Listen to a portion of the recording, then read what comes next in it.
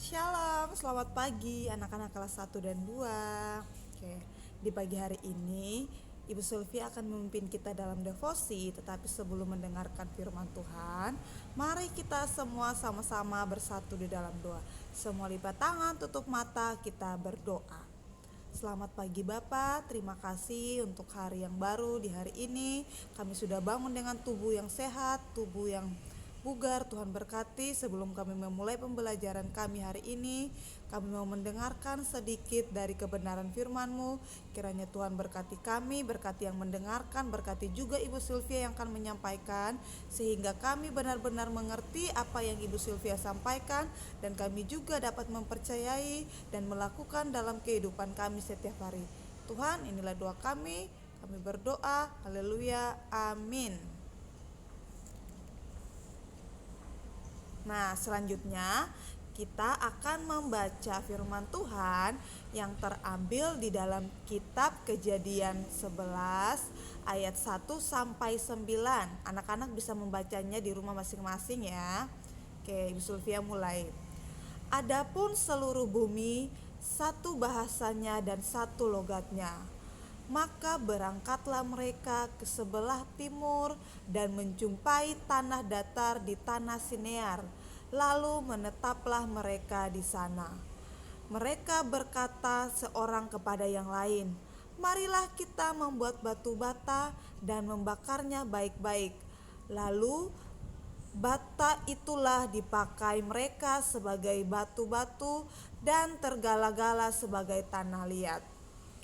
Juga kata mereka, "Marilah kita dirikan bagi kita sebuah kota dengan sebuah menara yang puncaknya sampai ke langit. Dan marilah kita cari nama supaya kita jangan terserak ke seluruh bumi."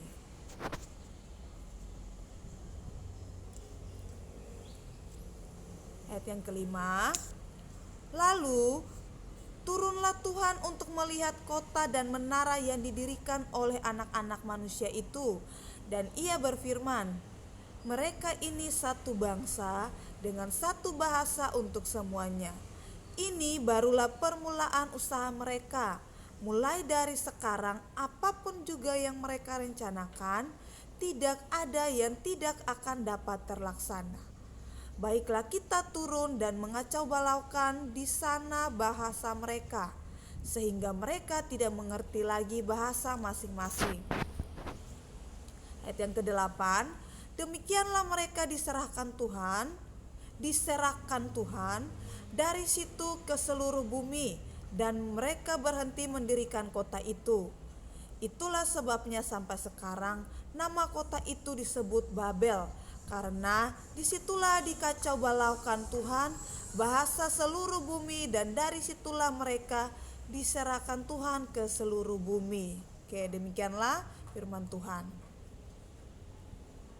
Oke anak-anak, seperti judul firman Tuhan pagi hari ini berbicara tentang Menara Babel. Oke, di sini anak-anak bisa lihat ya. Ini adalah bentuk gambaran Menara Babel. Nah, pada zaman dahulu itu di bumi, manusia itu hanya mempunyai satu bahasa. Jadi Tuhan ciptakan manusia di bumi ini cuma punya satu bahasa. Tapi suatu hari semua manusia itu tinggal dan mendirikan rumah di tanah Sinear. Namanya itu Sinear. Nah, ketika mereka tinggal di Sinear, mereka memiliki banyak perencanaan. Yang pertama, mereka merencanakan untuk membangun sebuah kota.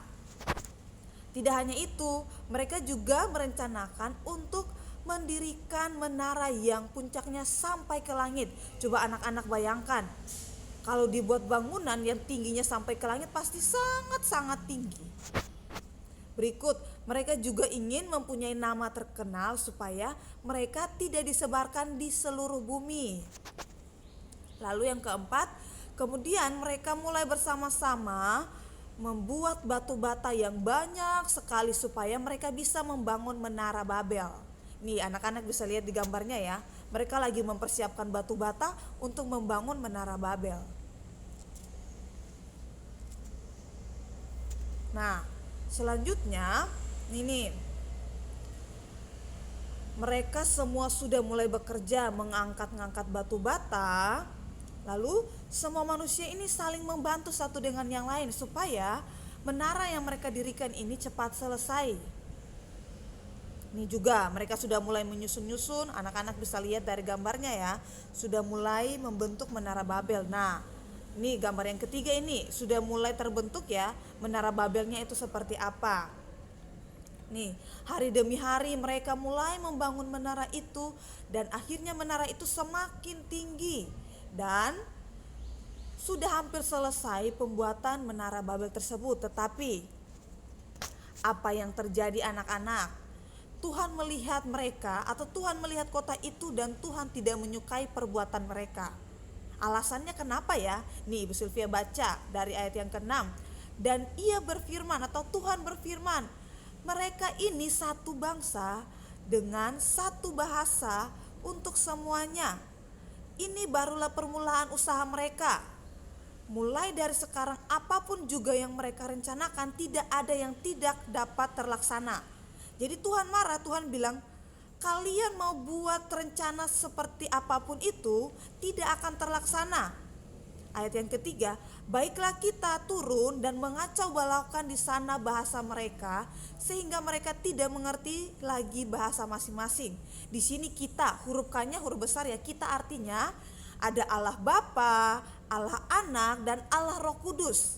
Berarti di sini mereka turun untuk mengacau balaukan rencana manusia. Mereka ingin membangun kota yang lebih tinggi, tetapi pada akhirnya menara Babel itu tidak terlaksana atau tidak terbentuk sampai akhir. Karena apa? Ketika mereka membangun menara Babel ini, mereka ingin menyamakan dirinya dengan Tuhan, mau ingin seperti Tuhan. Mereka tidak mempunyai rencana, mereka tidak membuat rencana sesuai dengan rencananya Tuhan. Awalnya kan sudah Tuhan katakan bahwa segala manusia harus terpencar di seluruh bumi, tapi mereka tidak taat, tidak mengikuti apa yang Allah perintahkan kepada mereka. Akhirnya Allah marah dan membuat rencana mereka itu tidak terlaksana. Nih seperti kita ketahui, padahal kan Tuhan sudah bilang kepada manusia bahwa mereka harus menyebar ke seluruh bumi. Allah sudah berikan tanggung jawab, sudah berikan mandat kepada Adam dan Hawa, beranak cuculah dan penuhilah bumi ini. Berarti mereka harus tersebar di seluruh bumi. Tapi mereka tidak mengikuti perintah Allah. Mereka malah membuat rencana sesuai dengan keinginannya mereka, bukan dengan keinginannya Tuhan. Nah, akibat dari situlah Tuhan menghukum mereka dengan membuat mereka memiliki bahasa yang berbeda-beda. Jadi pada saat mereka mengerjakan menara Babel, contohnya nih, orang yang di atas itu meminta orang yang di bawah untuk mengambil ember atau mengambil batu bata. Tapi orang yang di bawah ini tidak mengerti apa yang dikatakan oleh orang yang di atas. Karena apa? Sudah berbeda-beda bahasa, akhirnya mereka menjadi bingung. Loh, pada awalnya kan kita semua satu bahasa, mengerti satu dengan yang lain, tapi kenapa tiba-tiba kita satu dengan yang lain tidak saling mengerti bahasanya mereka? Nah, dari sinilah sudah mulai muncul kacau balau yang sudah Tuhan lakukan.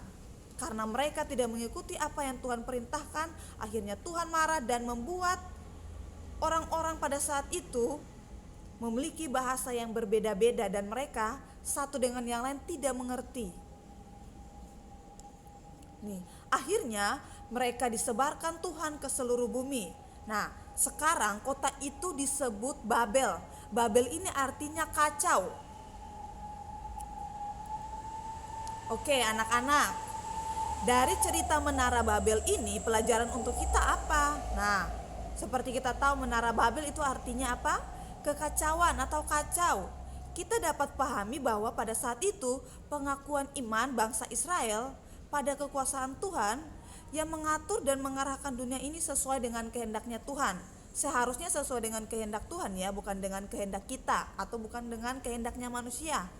Jadi sebagai kisah iman maka kita diingatkan betapa rancangan Allah itu selalu melampaui rancangan manusia yang mudah gagal dan hanya mendatangkan bencana bagi kehidupan mereka sendiri. Jadi ketika kita membuat rencana, kita tidak melibatkan Tuhan di dalam rencana kita, bisa saja rencana kita itu gagal. Contohnya nih, anak-anak sudah merencanakan untuk berlibur bersama keluarga, tetapi tiba-tiba corona muncul, jadinya rencana kita gagal. Kita tidak bisa pergi berlibur bersama keluarga. Selanjutnya, dari kisah Menara Babel ini juga merupakan kisah tentang kesombongan manusia. Kenapa Ibu Sylvia bilang kesombongan manusia? Karena mereka ingin sama seperti Tuhan. Yang bertujuan untuk melawan Allah dan menyamakan diri dengan Allah atau yang maha kuasa. Itu akibat dari kesombongan mereka. Allah mengacau walaukan mereka sehingga mereka memiliki bahasa yang berbeda-beda dan satu dengan yang lain tidak mengerti bahasa yang mereka sampaikan. Kemampuan dan kecerdasan manusia itu ada batasnya.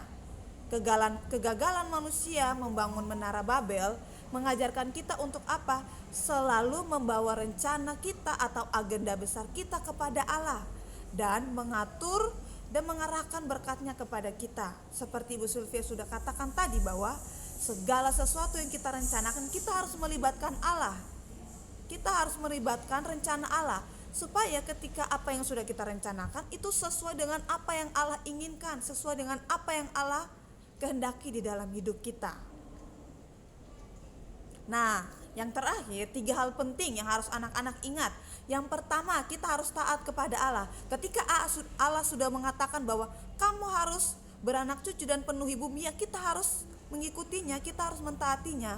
Dan yang kedua, jangan sombong dan mau hidup melakukan segala sesuatu tanpa Tuhan. Ingat, Tuhan yang menciptakan kita, hidup kita ini sepenuhnya adalah milik Tuhan. Ketika kita mau membuat sesuatu, ketika kita mau melakukan sesuatu tidak melibatkan Tuhan, ingat, ada saatnya Tuhan marah dengan kita. Yang ketiga, manusia hanya bisa merencanakan tetapi Allah yang menentukan. Benar sekali ya. Kita manusia bisa merencanakan, contohnya hari ini nih saya mau belajar ini. Tetapi ada saja hal-hal yang membuat kita gagal untuk merencanakan, untuk melakukan rencana kita. Oleh sebab itu, segala sesuatu harus libatkan Tuhan di dalam hidup kita. Anak-anak mau belajar, mau melakukan apapun itu, aktivitas apapun yang anak-anak lakukan harus libatkan Tuhan. Berdoa minta pimpinan Tuhan untuk menyertai kita. Oke? Sekian devosi kita di pagi hari ini. Semoga menjadi berkat bagi kita semua. Sebelum tutup, Ibu Sylvia ingin mengajak kita kembali lagi untuk berdoa. Mari semua lipat tangan, tutup mata, kita bersatu di dalam doa. Tuhan Yesus, terima kasih untuk kebenaran firman Tuhan yang sudah kami dengarkan bersama. Tuhan, ajarkan kami untuk menjadi manusia yang taat, untuk menjadi orang-orang yang taat kepada Tuhan. Berkati juga kami dalam melakukan segala perencanaan kehidupan kami. Kami mau melibatkan Tuhan agar segala apapun yang kami rencanakan, biarlah Tuhan yang berkehendak untuk melaksanakannya di dalam kehidupan kami setiap hari. Tuhan, berkati pembelajaran kami hari ini. Kami serahkan semuanya itu, biarlah Tuhan yang berencana dalam kehidupan kami.